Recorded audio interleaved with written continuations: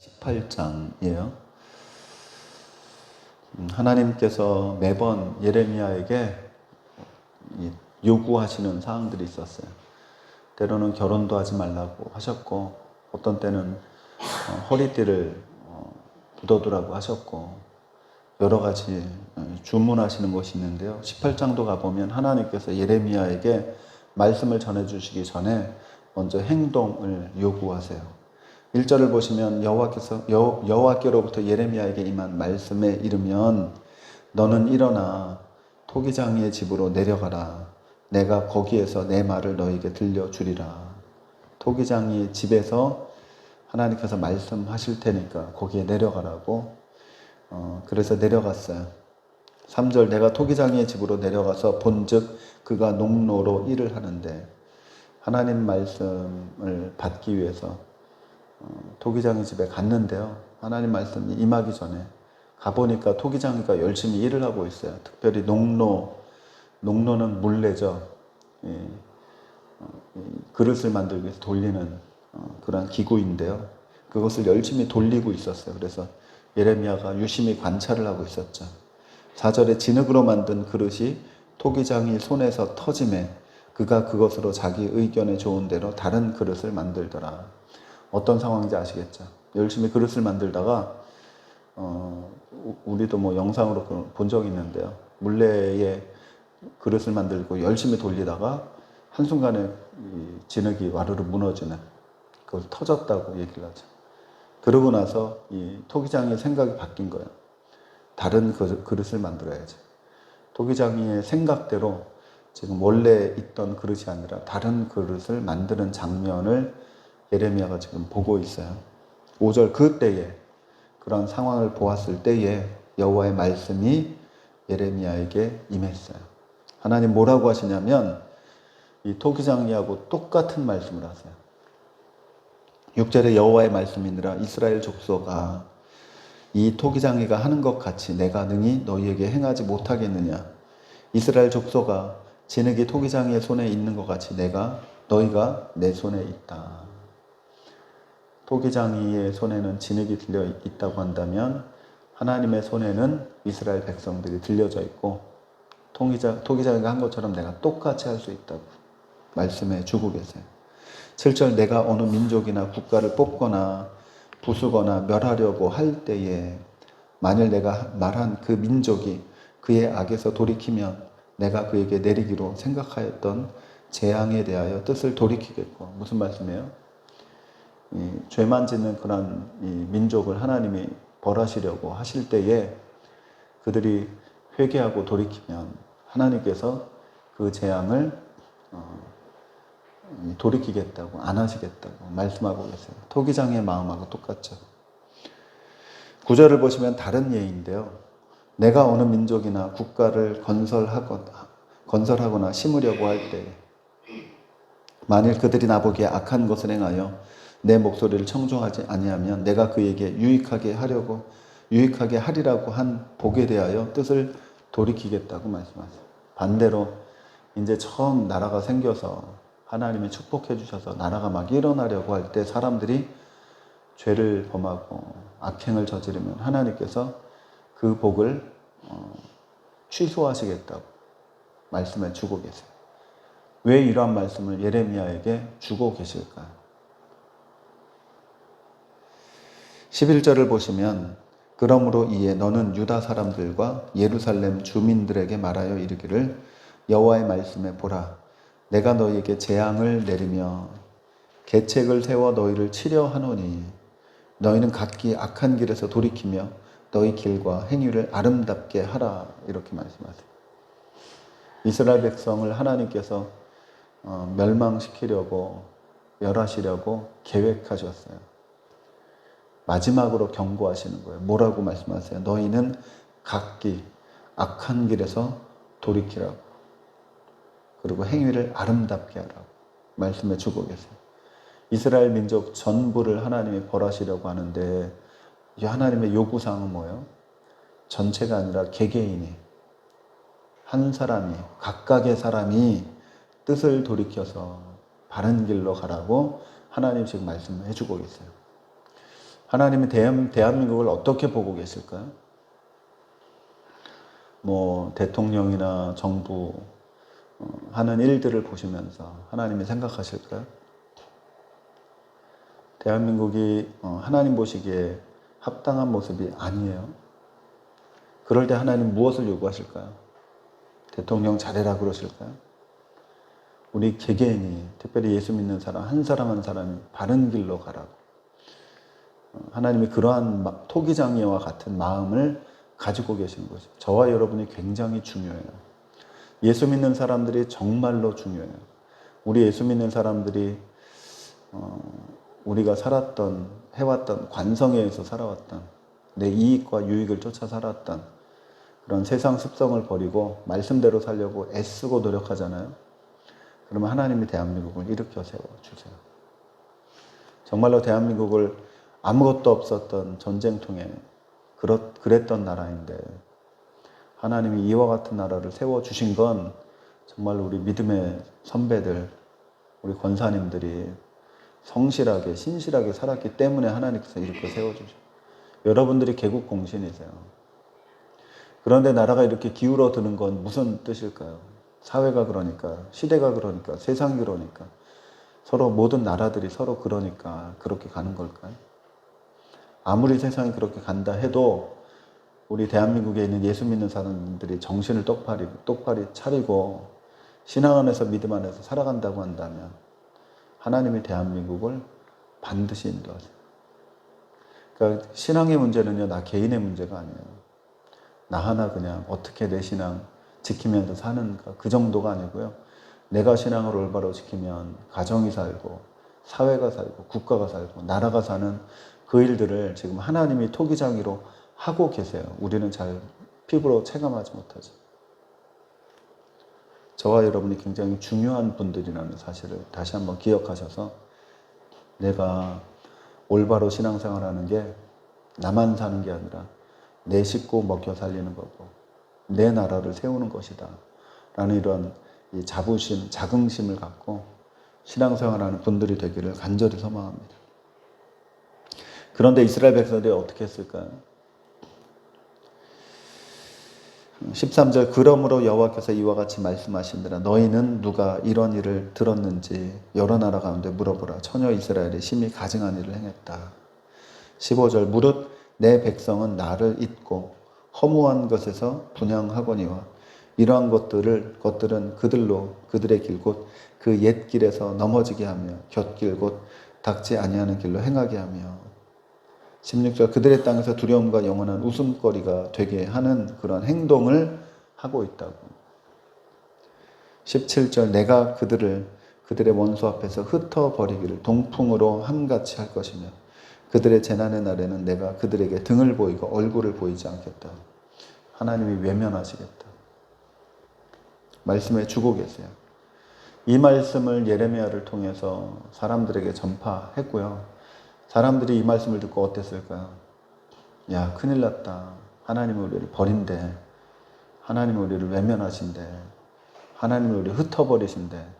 어떻게 하면 될까? 그렇게 반성했을까요? 자기를 돌아봤을까요? 18절부터 보실까요? 그들이 말하기를 오라 우리가 꾀를 내어 예레미야를 치자. 제사장에게서 율법이 지혜로운 자에게서 책략이 선지자에게서 말씀이 끊어지지 아니할 것이니 오라 우리가 혀로 그를 치고 그의 어떤 말에도 주의하지 말자. 예레미야 입만 막으면 된다고 생각하는 거예요.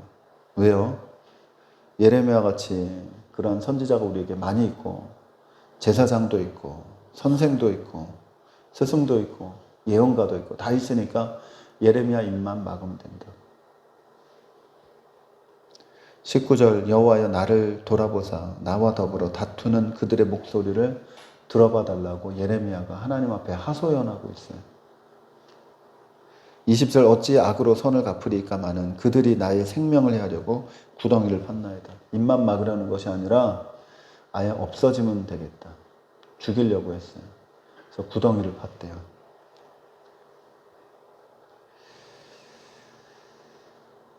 22절에도 주께서 군대로 갑자기 그들에게 이르게 하사 그들의 집에서 부르짖음이 들리게 하옵소서. 이는 그들이 나를 잡으려고 구덩이를 팠고 내 발을 빠뜨리려고 올무를 놓았음이니이다. 저는 예레미야 현실을 보고요. 오늘 우리 아까 찬양한 것도 내 모든 시험 무거운 짐을 예레미야의 마음이 그대로 느껴지더라고요. 하나님의 말씀을 받아서 선포한 위대한 사역을 했으나 그의 현실은 어땠을 것 같으세요? 여러분 예레미야를 평소에 어떻게 생각하세요? 위대한 선지자, 하나님의 말씀을 받아서 예언한 대언가 라고만 생각하시죠. 근데 그의 현실은 어땠을까? 말씀 속에 나와요. 사람들을 지금 예레미야 입을 틀어막고 예레미야라는 사람이 차라리 없어야 되겠다고 작정을 한 거예요. 하나님 말씀에 대해서 반성하지 않았어요. 하나님의 이 말씀이 들리지 않도록 귀를 막으려고 했고요. 입을 막으려고 했어요. 19장으로 가보시면 하나님이 이러한 예레미야의 형편을 보시고 예레미야의 입술을 어떻게 사용하셨을까요? 조금 순화해서 사람들이 들을 수 있으면서도 반성할 수 있게 조금 약하게 말씀하셨을까요?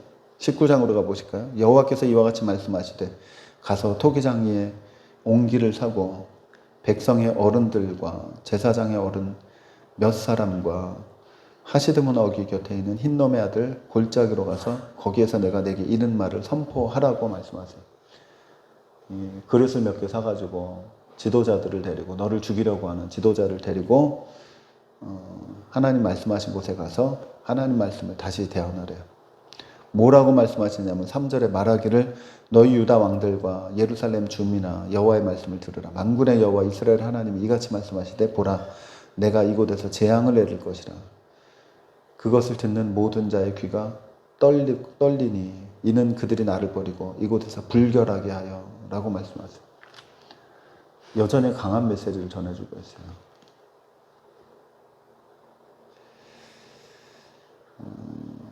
5절을 보시면 또 그들이 바알을 위하여 산당을 건축하고 자기 아들들을 바알에게 번제로 불살라 드렸나니 이는 내가 명령하거나 말하거나 뜻한 바가 아니라고.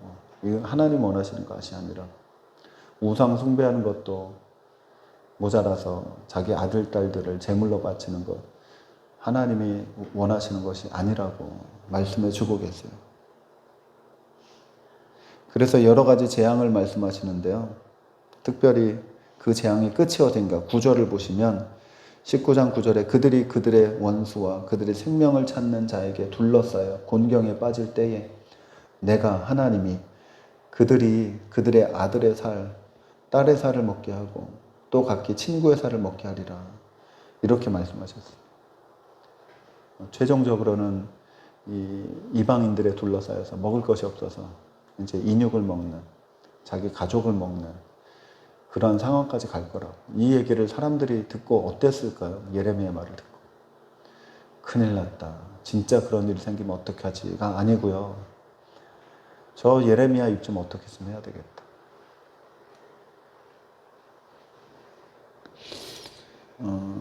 10절에 너는 함께 가는 자의 목전에서 그 옹기를 깨뜨리래요. 그릇을 깨뜨리래요. 그릇을 깨뜨리는 이유는 뭘까요? 11절에 그들에게 이르기를 만군의 여호와께서 이와 같이 말씀하시되 사람이 토기장의 그릇을 한 번 깨뜨리면 다시 완전하게 할 수 없나니 이와 같이 내가 이 백성과 이 성읍을 무너뜨리니 도벳에 매장할 자리가 없으리라. 깨뜨린 이유는 한 번 그릇이 깨지면 원상태로 돌아갈 수 없잖아요. 하나님이 지금 말씀하신 것을 이제는 하나님이 주워 담지 않겠다. 되돌리지 않겠다. 최종적으로 보여주시는 거예요.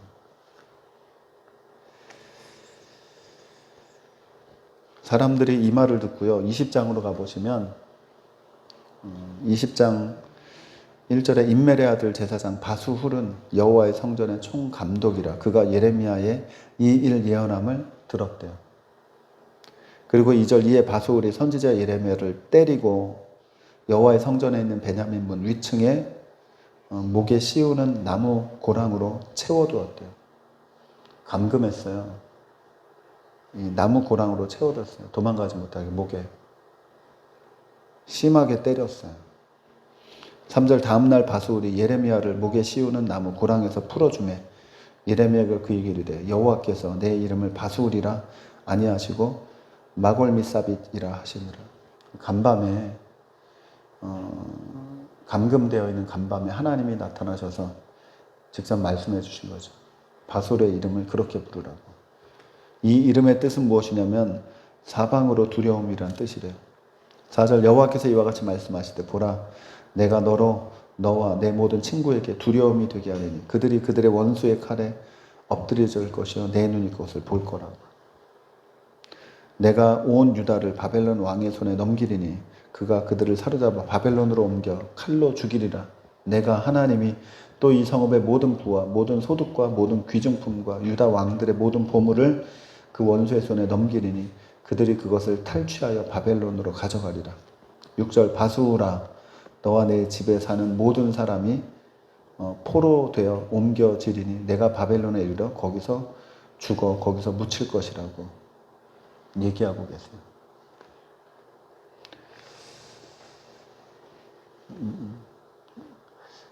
그 예레미야 입장에서 한번 생각해 보면요. 예레미야 감금되니까 하나님 나타나셔서 메시지를 주시는데 예레미야한테는 하나도 도움이 되는 말씀이에요. 하나님의 뜻을 완전하게 전하게 하면 할수록 예레미야는 어때요? 더 사정이 나빠지고요. 더 어려워지고요. 갑자기 군대가 와서 그들을 다 친 것이 아니라 여전히 권력을 갖고 있고요.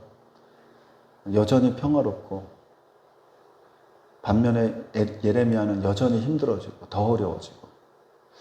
저는 이거 보면서 신앙의 삶이 무엇일까? 하나님을 따른다는 삶이 무엇일까?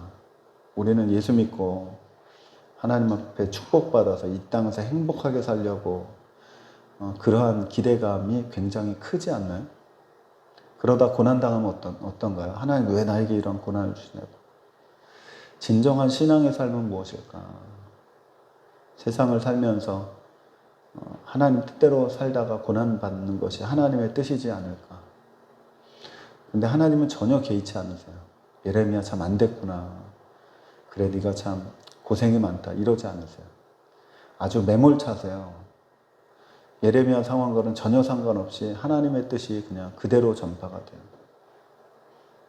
이 얘기를 듣고 가만히 있을 사람들이 누가 있어요? 우리의 딸 자식을 우리가 먹을 거고 바벨론을 끌려가서 죽을 거고 가만히 있을 사람이 누가 있어요?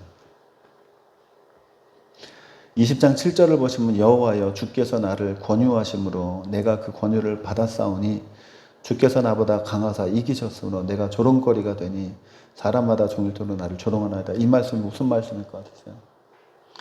하나님이 나를 권유했대. 하나님 말씀하셨어요. 전하라고. 그래서 어떻게 해요? 그 내용을 보니까 전하고 싶지 않은 거예요. 사람들한테 축복의 메시지를 전하고 싶은데 하나님 주신 메시지는 축복이 아니라 재앙의 메시지. 전하고 싶지 않아요. 그런데 하나님이 나보다 강하셔서 나를 이기셔서 그대로 다 전했어요. 그랬더니만 돌아온 거는 뭐예요? 나는 조롱거리가 되었다. 어떻게 해요? 종일토록. 8절 내가 말할 때에 외치며 파멸과 멸망을 선포함으로 여호와의 말씀으로 말미암아 내가 종일토록 치욕과 모욕거리가 됐다. 저는 예레미야를 보면서 이것이 신앙인의 삶이지 않을까. 세상 쫓아가고 세상에서 행복하려고 잘 살려고 애쓰고 노력하고 하나님을 축복해 주시고 그 삶으로 인도해 주시니 참 감사한데 우리 신앙의 삶은 오히려 반대길 아닐까. 세상에서 잘 살든 못 살든 이 세상에서 내가 말씀으로 꿋꿋하게 살아가야지. 이것이 신앙인의 뚝심이지 않을까. 그러다가 벽에 부딪히면 그냥 부딪히는 거죠. 피해가지 않는 거죠. 9절을 보시면 내가 다시는 여호와를 선포하지 아니하며 그의 이름으로 말하지 아니하리라고 결심했대요. 이해가 돼요. 그런데 나의 마음이 불붙는 것 같아서 골수에 사무치니 답답하여 견딜 수 없나이다. 갈등이 있는 거예요, 마음속에서. 선포하지 않으면 좀 편하죠. 사람들이 뭐라고 안 그러죠. 근데 마음속에서는 막 불일 듯 일어나서 답답해서 견딜 수가 없는 거예요. 그래서 말씀을 전하면 숨을 쉴 것 같아요. 그런데 사람들은 조롱을 해요. 예레미야한테는 정말 헤어날 수 없는 함정에 빠져있는, 인생에 풀리지 않는 그러한 숙제와 같은, 이렇게도 못하고 저렇게도 못하고, 개인적으로는요. 근데 하나님의 뜻대로 순종하면서 살았죠. 그렇다고 고민이 없는 게 아니에요. 갈등이 없는 게 아니에요.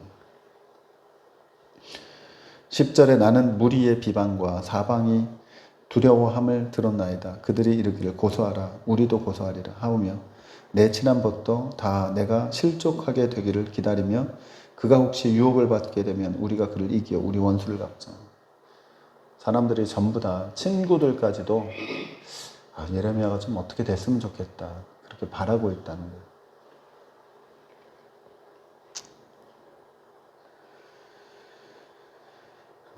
그런데 13절을 보시면요. 여호와께 노래하라. 너희는 여호와를 찬양하라. 가난한 자의 생명을 행악자의 손에서 구원하셨습니다. 하나님에 대해서는 원망하지 않았어요. 하나님을 노래하고 찬양했어요. 자신의 형편이 어떻든 간에. 그렇다고 자신의 형편을 외면하지도 않았어요. 있는 그대로 느끼고 생각하고, 어디까지 했냐면 14절에 내 생일이 저주를 받았더라면, 나의 어머니가 나를 낳았던 날이 복이 없었더라면, 마치 욥처럼 그렇게 15절, 16절, 17절도 계속 얘기해주고 있어요. 17절도 이는 그가 나를 태에서 죽이지 아니하셨으며 나의 어머니를 내 무덤이 되지 않게 하셨으며 그의 배가 부른 채로 항상 있지 않게 하신 까닭이로다. 차라리 내가 태어나지 않았으면 좋았을 뻔했는데 그렇게 안 됐다. 18절 어찌하여 내가 태에서 나와서 고생과 슬픔을 보며 나의 날을 부끄러움으로 보내는고. 이것이 예레미야의 딜레마였어요. 그리고 그냥 그렇게 살았어요. 예레미야. 저와 여러분들도 이러한 자세와 태도는 좀 필요할 것 같아요. 사람들이 싫어하니까 좋은 말만 해야지. 정말로 하나님의 뜻이 서면 하나님의 뜻을 전할 수 있는 여러분, 그리고 제가 되기를 소망합니다. 하나님이 무엇을 원하시는가? 그러려면 우리가 영적으로 예민하고 민감해야 되죠. 세상에 밟고 세상에 쫓아가다 보면 하나님 말씀이 흐릿해질 수 있죠. 세상에서 잘 되고 축복 얻는 것만이 하나님이 주시는 것이 아니고요. 세상의 고난도 하나님이 주시는, 우리가 달게 받아야 되는 그 길이에요. 그리고 그 보상은 나중에 하나님께서 다 해주실 거예요. 반드시 해주실 거예요. 우리는 고생만 하고 가더라도 그 보상을 천국에서 다 갚아주시고요. 그리고 우리 때문에 우리의 자녀들에게 하나님이 우리가 받을 그것을 자녀들에게 다 보상해 주실 거예요. 성경에서 약속되어 있고 실제로 그렇게 살아갔어요. 저와 여러분도 그러한 자세로, 굳은 결의로 한번 세상을 살아가 봐야지. 좀 나약해지고 타협하고 에이 나는 안 돼, 못해, 내가 뭐라고 약한 마음 갖지 말고요. 예레미야처럼 정말 죽겠는데 그래도 하나님 말씀 뜻대로 살아야지. 이 두 가지를 같이 가졌으면 좋겠어요. 예레미야의 삶을 이렇게 깊이 묵상해 보시고요. 그것이 신앙의 삶이다. 믿음을 가진 사람들의 이 세상의 삶이다.